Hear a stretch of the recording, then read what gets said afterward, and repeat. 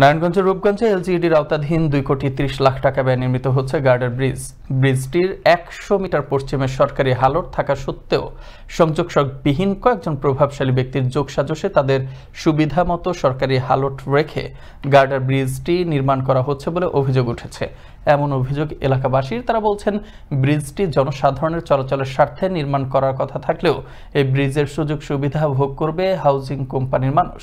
এদিকে উপজেলা সহকারী প্রকৌশলী আশরাফ হোসেন জানান, তিনি নিজেও জানেন না কে বা কারা কিভাবে এই ব্রিজের অনুমোদন করেছে। এদিকে এমন অভিযোগের বিষয়ে কথা হয় উপজেলা প্রকৌশল অফিসের সাথেও।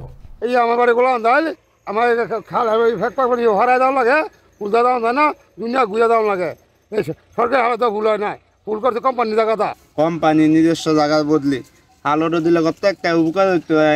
অনেকজনের জায়গা সম্পদ আছে, অকল তা এন্দা আসা যাওয়া করতো না। কোম্পানি করছে, কোম্পানি করছে, কোম্পানি এন্দা কোম্পানি স্বার্থে কোম্পানি করছে।